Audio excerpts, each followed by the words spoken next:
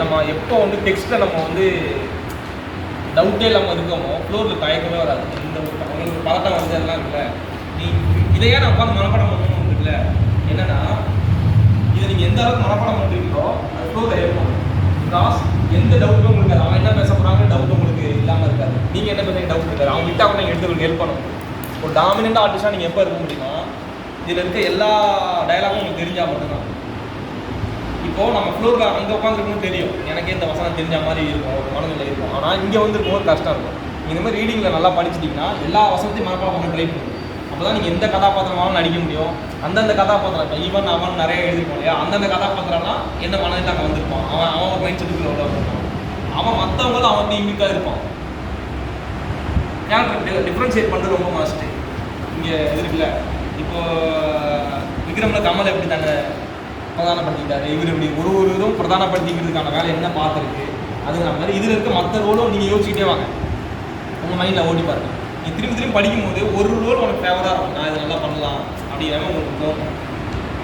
ஒன்று வந்து கஷ்டமாக என்னால் பண்ண முடியாதுங்கிற மாதிரி ஒரு சேலஞ்சாக தோணும். ரெண்டு ரோலும் நீங்கள் ரெடியாக வளர்த்து காண முடியும் போது இருக்கு.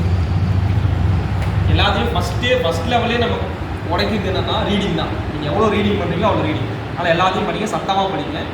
உனக்கு அதை எப்படி படிக்கணும்னு தோணுது இல்லை, ஃபஸ்ட்டு ஒரு வாட்டி எல்லாரும் படிப்போம், அதுக்கு ப்ராக்டிஸ் சொல்கிறேன். நான் சொல்கிற எல்லாத்துக்குமே அப்டேட் பண்ணிக்கிட்டே வாங்க, சரியா?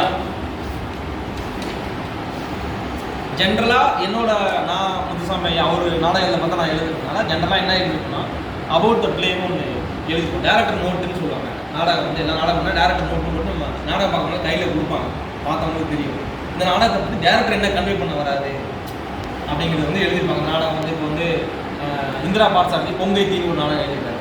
பொங்கை தீனா அந்த மார்பை பிடிச்சி எழுதுனா மதுரை எரிஞ்சுது சிலப்பதிகாரத்தை பற்றி ஒன்று எழுதியிருக்காரு. ஸோ அங்கேருந்து ஒரு நெருப்பு வந்து பத்தினி தீ வந்து எரிய வச்சுது அப்படிங்கிற மாதிரி கண்டென்ட்ல எழுதியிருக்காரு. இந்த மாதிரி மனிதர்கள்லாம் இருந்தாங்க அப்படின்னு சொல்லிட்டு அப்புறம் நந்தன் கதைன்னு ஒன்று எழுதியிருப்பாரு. ரொம்ப ஒரு முக்கியமான நாவல் இந்திரா பார்சாரதி. நந்தன் கதை வந்து என்னென்னா, நந்தன் சரித்திரம் என்னென்னா, நந்தனார் வந்து சிதம்பரத்தில் போயிட்டு அவர் வந்து தலித், அவர் போய் கோயிலுக்குள்ள விட மாட்டாங்க. அது விடாமல் அப்புறம் அவர் அக்னிதியில் இறந்துருக்காரு. அவருக்கு படமாக கூட நந்தனார்னு படம் வந்து. ஸோ அதை மாடர்னைஸ் பண்ணியிருந்தார்.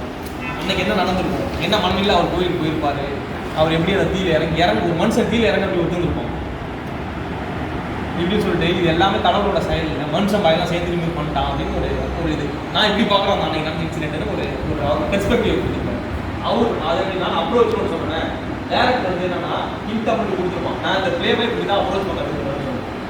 இன்னொரு சுதந்திரம் என்னன்னா, ஒரு நடிகருக்கும் ஒரு இயக்குனருக்கும் அந்த சுதந்திரம் உண்டு. ஒரு நாடகத்தை எப்படி அணுகணுங்கிற சுதந்திரம் எல்லாருக்குமே உண்டு.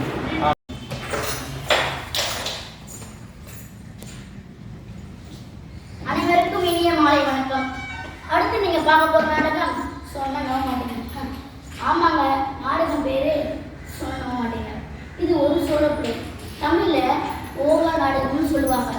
பிளேல இன்ட்ரெஸ்ட்னா ஒரு விஷயம் என்னன்னா, நாடகத்தோட ஸ்னாப்ஸ் தெரியறதுனால கண்டென்ட்டே சப்போர்ட் இருக்கு.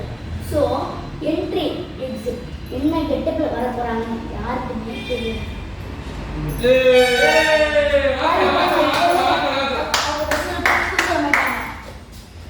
இனிமே என்ன அவரே சொந்தல்ல. ஓ வெளியே போகிறீங்களா? புரியுது போயிடும். Camera action. கஷ்டர் என் கதை கேட்ட ஹீரோ கஷ்டர். அடிக்கிறீங்களா? உங்களை தான் கேட்டேன், நீங்க தான் என் கதை கேட்ட ஹீரோ. நடிப்பீங்களான்னு கேட்டோடனே வெக்கத்தை பத்தியா குஷியை பத்தியா? அப்ப நான் கேட்கிறேன், என் கூட குப்பல் வரியா, மரணம் வரியா, விவசாயம் பண்ண வரியா? அப்போ நாட்டை சுத்தம் படுத்துறதும் குப்பை இருக்கிறதும் விவசாயம் பண்றதும் சாப்பாடு போடுறதும் உங்களுக்கு கேவலமா போச்சு. இது வரையும் போக்கு என்ன பேசிருந்தோம்? மாநாடு படத்துல என்ன நடந்து வந்திருப்பாரு, ஒரு இடம் நடந்து வந்திருப்பாரு இல்லையா? திருப்பி ரிப்பீட் ஆகி அடுத்த வாட்டி வரும். கட்டு போகும்போது ரொம்ப பாசமா நடப்பாரு. இதே சிலம்பரம் இருக்கும் அந்த ப்ரெஷர் உங்க அப்போ என்ன பண்றதுன்னா நீங்க நடக்கிற வாக்குல உங்க மனநிலையை பொறுத்து ஸ்பீட் மாறிட்டே இருக்கு. இது நீங்க மைண்ட்ல எப்போதுமே வச்சுக்கணும். டைரக்டா உங்கள்கிட்ட வந்து என்ன அவர் யோகா போஸ்டர் இருக்காம இருக்கு. வேற என்ன டீட்டெயில் தெரியுது உங்களுக்கு பார்த்தோன்னே? சண்டை போடாம ரவுடி அடியாள் நிற்கிறாரு. அப்புறம் குடியார பேர் இருக்காரு, குடிச்சிக்கிறாரு, அடியாளா இருக்காரு. அப்புறம் வேற என்ன சொன்னீங்க? வைத்தியம் பேர் இருக்காங்க. ஓகே. இந்த ரவுடி வந்து ஒரு அடிச்சு கைகளெல்லாம் பிரிச்சு விட்ட மாதிரி இருக்கு. அதுக்கு கலெக்ஷன் இருக்காம இருக்கு. ஓகே. அப்புறம் வேற டீட்டெயில் உங்களுக்கு ஒரு நிமிஷம் டைம் சொல்லுங்க.